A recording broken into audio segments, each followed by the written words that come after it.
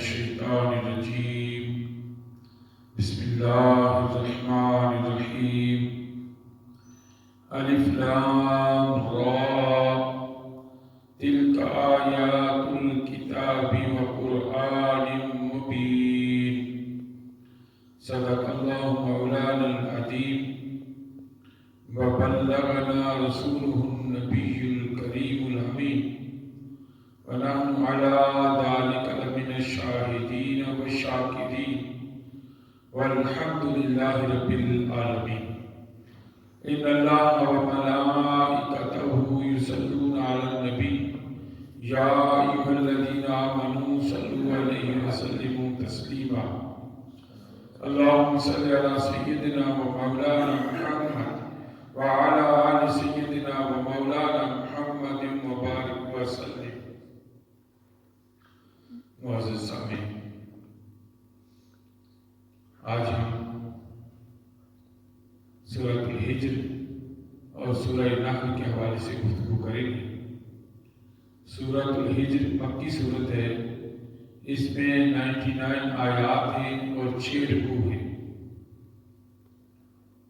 چونکہ یہ وادی ہجر کی رہنے والی قوم ثمود کا اس میں ذکر ہے، اس کے بارے میں آئی ہے، اور اس کی آیت نمبر 80 تا 84 میں اس کا ذکر آیا ہے، اس لیے اس کا نام سورہ ہجر رکھا گیا ہے۔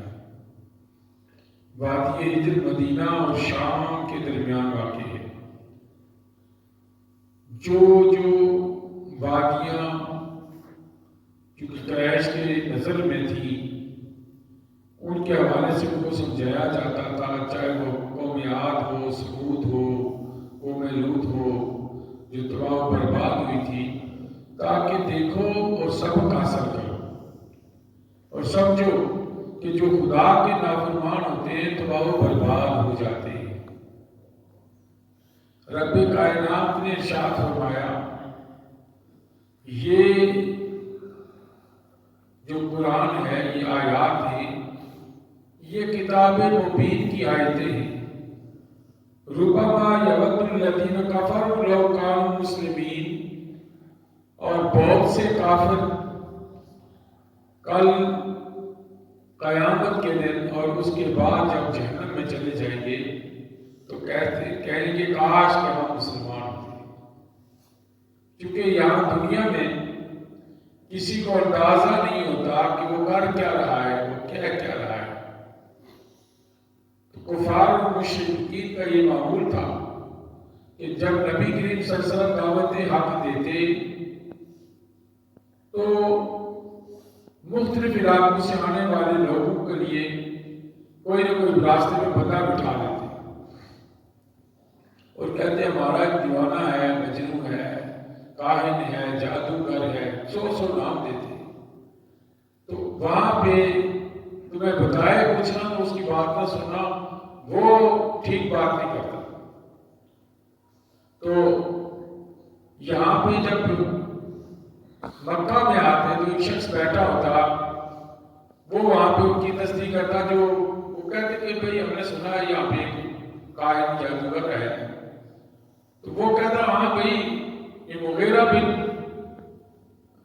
ولید تھا، یا اس طرح کا نام تھا، یہ بڑا ظالم انسان تھا اور حضور علیہ السلام کا بہت مذاق اڑایا کرتا تھا۔ اللہ نے اس کو تباہ و برباد کیا، ذلیل و رسوا کیا۔ تو اس کا معمول یہ تھا، یہ بیٹھا ہوتا تھا اور سب کو کہتا کہ جو راستے میں لوگوں نے تمہیں بتایا نا وہ ٹھیک بتا رہا تھا۔ تو اس طرح دعوت آپ کو روکنے کی کوشش کرتے تھے۔ وہ مکہ کی وادی، سارے کفار حضور کے دشمن، جب بھی حضور علیہ السلام کعبے میں جاتے، عبادت کرتے تو مذاق اڑاتے، تکلیف دیتے تھے۔ تو رب کائنات نے حضور علیہ السلام کو فرمایا کہ یہ جو یہاں پہ تکلیفیں دیتے ہیں نا، کل قیامت کے دن یہی خواہش کریں گے کاش کہ ہم مسلمان ہوتے اور آج ہم رسوا نہ ہوتے، ذلیل و رسوا نہ ہوتے۔ رب کائنات نے اس قرآن کی حفاظت کا ذمہ خود لیا، فرمایا اِنَّا نَحْنُ نَزَّلْنَا الذِّكْرَ وَإِنَّا لَهُ لَحَافِظُونَ۔ یہ جو ذکر ہے یہ ہم نے نازل کیا اور ہم ہی اس کے محافظ ہیں۔ یہ قرآن اللہ کی کلام ہے، اللہ کی کتاب ہے، اللہ کا کلام ہے، تو رب اس کا محافظ ہے۔ اور انسان کی تخلیق کے حوالے سے فرمایا چونکہ انسان بڑا مغرور ہے، ناشکرا ہے، ذرا ذرا سی بات پہ اکڑ جاتا ہے اور پھر اللہ کی ناشکری پہ اتر آتا ہے۔ فرمایا وَلَقَدْ خَلَقْنَا الْإِنسَانَ مِنْ صَلْصَالٍ مِنْ حَمَإٍ مَسْنُونٍ، ہم نے انسان کو گارے اور مٹی سے، کھٹکتی مٹی سے، بودار گارے سے پیدا کیا۔ حضرت آدم علیہ السلام کی تخلیق کیسے ہوتی ہے؟ حضرت آدم علیہ السلام کا بت بنایا جاتا ہے گارے اور مٹی سے، اور مختلف علاقوں کی مٹی لائی جاتی ہے اور پھر اس کو ہوا دی جاتی ہے۔ جب وہ مٹی خشک ہوئی، بت بہتر ہو گیا، تو اللہ پاک نے فرمایا نفخت فیہ روحی، ہم نے اس میں اپنی روح پھونک دی، اس میں کہا کن فیکون، بس ہو گیا، زندہ ہو کے بات چیت کرنے لگا، چلنے پھرنے لگا، انسان بن گیا۔ تو یہ جو کفار تھے، مشرکین تھے، غرور و تکبر کرتے تھے، تو رب کائنات نے فرمایا کس بات پہ غرور ہے تمہیں؟ کس بات پہ کرتے ہو؟ کیا چیز ہو تم؟ اللہ کے سامنے تم مغرور ہوئے پھرتے ہو، کیا تمہیں پتہ نہیں ہے کہ تم کس چیز سے پیدا کی ہو؟ اب دیکھیں نا، انسان کی تخلیق کے مادے سے جو جسم پہ اگر لگ جائے تو ہم اسے 10 بار ہوتے ہیں، اس سے اس کی تخلیق ہوتی ہے۔ پھر جب وہ چھوٹا تھا، آہستہ آہستہ بڑا ہوتا ہے، جب جوانی میں پہنچتا ہے تو پھر اپنے رب کو آنکھیں دکھاتا ہے، کہتا ہے اس نے میرے لیے کیا کیا؟ ماں باپ کو آنکھیں دکھاتا ہے، میرے لیے کیا کیا؟ تو رب کائنات نے اس کو اس کی اوقات بتائی، انسان اپنی اوقات نہ بھول، بے شک تیرے رب نے تجھ پہ بڑا کرم کیا، تجھے اشرف المخلوقات بنا دیا ہے، لیکن تو اپنی اوقات اور حیثیت نہ بھولنا۔ اور اس میں حضرت آدم علیہ السلام کی تخلیق کے حوالے سے ایک بیان کیا گیا۔ تو جب حضرت آدم علیہ السلام کے جسم میں روح پھونکی گئی ہے، اور وہ جو شیطان تھا، ہنسا کرتا تھا، مذاق کیا کرتا تھا، اس نے جب دیکھا چلتا پھرتا انسان تو تکلیف ہونے لگی۔ پھر رب کائنات نے مناظرہ کروایا، اس مناظرے نے فرمایا کہ فرشتوں سے کہ فلاں چیزوں کے نام بتاؤ۔ جب وہ نام نہیں بتائے تو رب کائنات نے آدم علیہ السلام کو حکم دیا فلاں چیزوں کے نام بتائے، تو حضرت آدم علیہ السلام نے قیامت تک کی ساری اشیاء کے نام بتا دی۔ اب اللہ پاک نے فرمایا میرے فرشتوں میرے آدم کو سجدہ کرو۔ یہ سجدہ انسان کی عظمت کو بھی تھا اور انسان کے جو علم تھا اس کو بھی تھا۔ جب حضرت آدم علیہ السلام کو سجدہ کرنے کی باری آئی تو فرشتوں کا کام ہے اللہ کی اطاعت و بندگی کرنا، وہ سارے جھکے۔ شیطان اکڑ گیا، اس نے کہا بھئی یہ میرے سامنے بنا ہے، مٹی اور گارے سے بنا ہے، میں آگ سے بنا ہوں، افضل منک، میں تو اس سے بہتر ہوں۔ اکڑ گیا، اس نے کہا مولا میں تیرے سامنے سجدہ کرتا ہوں، کسی اور کے سامنے سجدہ نہیں کروں گا۔ رب کائنات نے فرمایا جا نکل جا میری دربار سے، دبا ہو جا۔ نکالا گیا تو پھر آیا شیطان تو شیطان کہنے لگا پھر مجھے مہلت دے، جس کی وجہ سے میں نکالا گیا ہوں میں اس کو ساتھ لے کے جاؤں، مجھے مہلت دے۔ تو رب کائنات نے فرمایا تجھے مہلت ہے، جو تیرا ہے تیری راہ پہ چلے گا وہ تیرے ساتھ جہنم میں جائے گا۔ ہاں یہ یاد رکھ، جو آخری لمحے بھی استغفار کرے، توبہ کرے، معافی مانگ کر میری بارگاہ میں آ جائے، میں اس کو معاف کرتا چلا جاؤں گا، میں اسے معاف کر دوں گا، یہ یاد رکھنا۔ لیکن جو تیری راہ پہ چلے اور تیرا ہو کے چلے تو میرا کوئی تھا لے کے جا۔ تو اس نے کہا میں دائیں سے، بائیں سے، آگے سے، پیچھے سے اس پہ حملہ کروں گا، اس کو پھر میں اپنی راہ کی طرف لے کے جاؤں گا۔ اور حدیث میں آتا ہے کہ مرتے وقت بھی شیطان حملے کرتا ہے کہ کہیں یہ جو ہے نا میرے قبضے میں آ جائے اور میں اس کو جہنم کی طرف لے کے جاؤں۔ ایک ضد، ہٹ درمی، بغض و حسد تھا انسان سے، تو رب نے اس بغض و حسد کی وجہ سے اسے ذلیل و رسوا کر دیا۔ تو بغض اور حسد، تکبر اللہ کو پسند نہیں۔ شیطان نے تکبر کیا، غرور، اور اس تکبر کی وجہ سے وہ ذلیل و رسوا ہو گیا، حالانکہ وہ فرشتوں کا بھی سردار بن گیا تھا۔ تو رب کائنات نے اسے اس تکبر کی وجہ سے ذلیل و رسوا کیا۔ اور اسی میں حضرت ابراہیم علیہ السلام کا واقعہ ہے کہ جب اللہ کے فرشتے حضرت ابراہیم علیہ السلام کے پاس آئے تو آپ مہمانداری کے لیے تیاری کرنے لگے، ان کے کھانے کا انتظام کیا۔ جب کھانا پیش کیا تو انہوں نے کہا ہم تو نہیں کھاتے، ہم کھانے سے پاک، پینے سے پاک، ہم اللہ کی نورانی مخلوق ہیں۔ فرمایا کیسے آنا ہوا؟ حضرت ابراہیم علیہ السلام نے فرشتوں سے پوچھا کیسے آئے؟ انہوں نے کہا ہم اللہ کی طرف سے آپ کے لیے پیغام لائے ہیں۔ رب کائنات نے آپ کو ایک بیٹے کی بشارت دی ہے۔ تو حضرت ابراہیم علیہ السلام کی عمر 100 سال سے بھی زیادہ تھا۔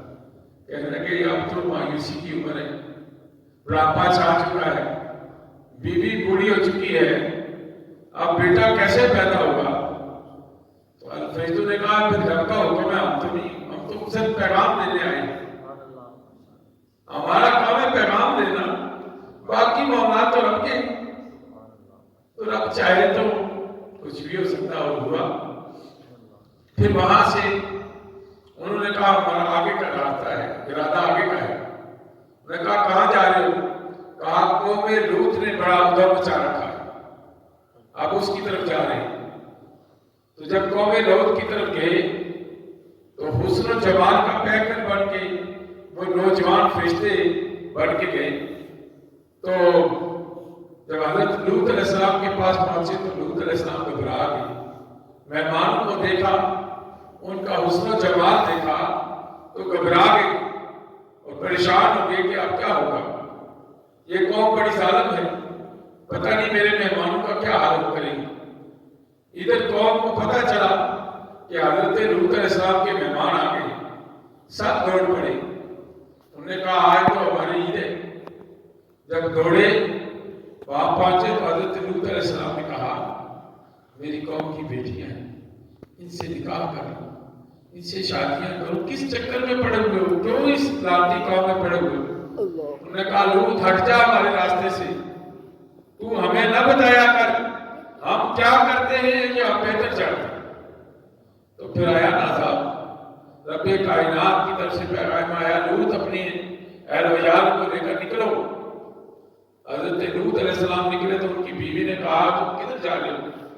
میں تو اپنی قوم کو چھوڑ کے جانے والی نہیں۔ وہ پیچھے رہ گئی۔ حضرت لوط علیہ السلام آگے نکل گئے، پتھروں کی بارش ہوئی، سارے کے سارے رشتے نابود ہو گئے۔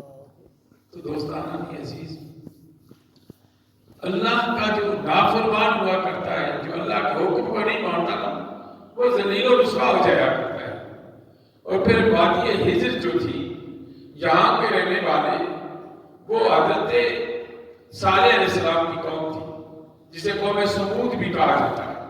یہ بڑے سرکش لوگ تھے، انہوں پتھروں میں نا سوراخ کر کے پتھروں کو جو ہے کاٹ کاٹ کے گھر بنائے ہوئے تھے، اور بڑی طاقتور قوم تھی عاد اور سمود۔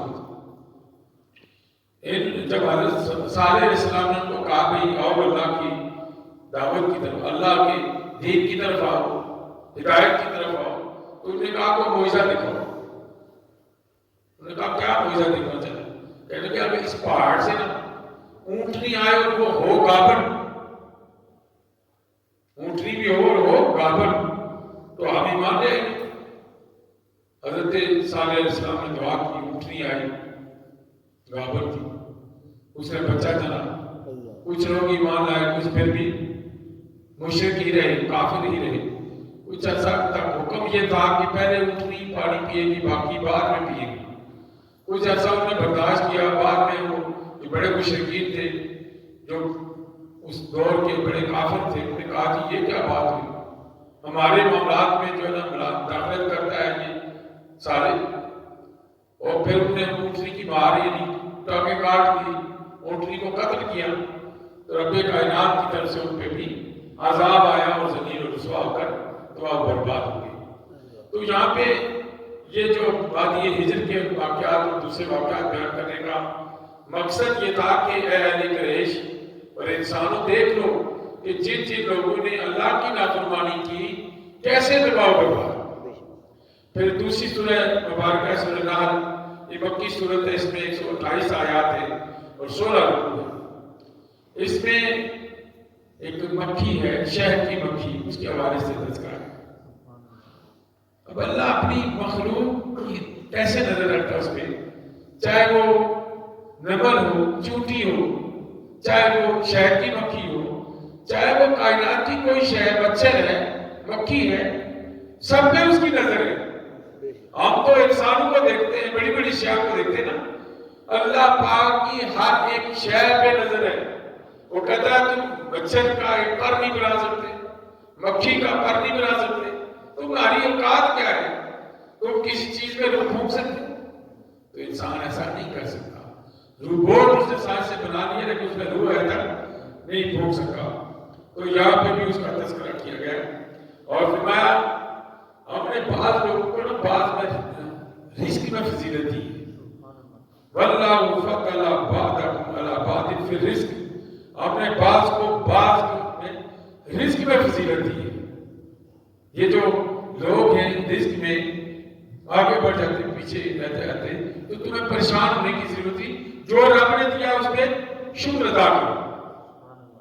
اور دوسری جگہ فرمایا فَإِذَا قَرَأْتُمُ الْقُرْآنَ فَاسْتَعِذْ بِاللَّهِ مِنَ الشَّيْطَانِ الرَّجِيمِ، اور جب قرآن کی تلاوت کرنے لگتے ہو تو اعوذ باللہ من الشیطان الرجیم پڑھ لیا کرو کہ میں پناہ چاہتا ہوں اللہ کی شیطان مردود سے، چونکہ یہ حملے کرتا ہے، یہ انسان کو گمراہی کی طرف لے کے جاتا ہے، اور تم نے کیا کرنا ہے؟ ہدایت کی دعا مانگنی ہے۔ اور پھر اللہ پاک نے اسی سورہ مبارکہ میں عدل و احسان کا حکم دیا، ان اللہ یامر بالعدل والاحسان، اللہ تعالیٰ تمہیں عدل اور احسان کا حکم دیتا ہے۔ عدل کیا ہے؟ دو برابر حصوں میں تقسیم کر، اور ایک چیز ذہن میں رکھیں گے، عدل یہ ہوتا ہے جس کا جو رائٹ بنتا ہے وہ دیا جائے، جو جس کی ضرورت ہے۔ مساوات یہ ہے کہ برابری، اور عدل یہ ہے کہ جو جس کا رائٹ بنتا ہے وہ اس کو دیا جائے۔ فرمایا عدل کرو، اور احسان یہ ہے کہ اگر کوئی آپ کے ساتھ زیادتی کرتا ہے آپ اس کو معاف کر دیتے ہیں۔ اگر کسی نے آپ کو کوئی چیز دی ہے تو آپ اس کے بدلے میں بہتر چیز دیتے ہیں یا اس کے ساتھ اچھا سلوک کرتے ہیں، یہ بھی احسان ہے۔ اور اللہ احسان والوں سے محبت فرماتا ہے، ان اللہ یحب المحسنین، اللہ احسان کرنے والوں سے محبت کرتا ہے۔ فرمایا وَإِيتَاءِ ذِي الْقُرْبَىٰ وَيَنْهَىٰ عَنِ الْفَحْشَاءِ وَالْمُنکَرِ، اور اپنے قریبی رشتہ داروں کو عطا کیا کرو۔ اللہ نے تمہیں مال دیا تو اب میں سے تھوڑا سا یہ گمان آ جاتا ہے، چونکہ انسان ہے تو یہ خیال ہوتا ہے جی اس نے میرے ساتھ کیا سلوک کیا، اس نے فلان ٹائم پہ میرے ساتھ یہ برا سلوک کیا تھا، لہٰذا میں اس کے کام نہیں آؤں، میں اس کے ساتھ کیوں اچھا کروں، میں اس نے میرے ساتھ کون سا اچھا کیا۔ رب فرماتا ہے اس نے اچھا کیا نہیں کیا، تو اچھا کر، اس لیے کہ تو اچھا کرے گا تو تیرے ساتھ تیرا رب اچھا کرے۔ ایتاء ذی القربیٰ، اپنے قریبی رشتہ داروں کو عطا کرتا جا، وہ اگر تمہارے ساتھ برا کریں گے تو ان کے ساتھ برا ہوگا، تمہیں پریشان ہونے کی ضرورت نہیں ہے۔ وَيَنْهَىٰ عَنِ الْفَحْشَاءِ، اور منع کرتا ہے تمہیں برائی سے۔ برائی، بے حیائی، یہ ایسے کام ہیں جو اللہ کو پسند نہیں ہے، اور اللہ پاک نے دو راستے بتا دیے ایمان والوں کو، ایک صراط مستقیم ہے، ایک صراط الضالین ہے۔ جو گمراہوں کا راستہ ہے اس کو اپنانے والے تباہ و برباد ہوں گے، اور صراط مستقیم کو اپنانے والے، نیکوں کے راستے کو اپنانے والے کامیاب ہو گئے۔ والمنکر، اور برائی، برے کام کا نتیجہ برائی ہوتا ہے اور برائی سے بھی منع کیا گیا۔ والبغی، اور سرکشی سے، یہ جو سرکش لوگ ہوتے ہیں، نافرمان ہوتے ہیں، متکبر ہوتے ہیں، غرور میں آ جاتے ہیں اور کسی کو کیڑا مکوڑا سمجھنا شروع کر دیتے ہیں۔ جب ان کو کوئی عہدہ اور شان ملتی ہے تو وہ اپنے ساتھ اس کو بٹھانا یا کوئی کسی مقام پر پہنچتا ہے تو دوسرے کو گھٹیا کرنا چاہتا ہے، جاننا شروع کر دیتا ہے، تو رب اس کو بھی ناپسند فرماتا ہے۔ فرمایا سرکشی کو بھی منع کیا گیا، یعظکم لعلکم تذکرون، اور تمہیں اس سے منع کرتا ہے تاکہ تم نصیحت پکڑو، بہتری کی راہ اختیار کرو۔ جو بہتری کی راہ اختیار کرتا ہے اللہ پاک اس کے لیے جنت کے راستے کھول دیتا ہے، اور جو برائی کی راہ اختیار کرتا ہے شیطان کا ساتھی ہوتا ہے اور تباہی و بربادی کی طرف جاتا ہے۔ اللہ پاک ہم سب کو عمل کی توفیق عطا فرمائے۔ وآخر دعوانا الحمدللہ۔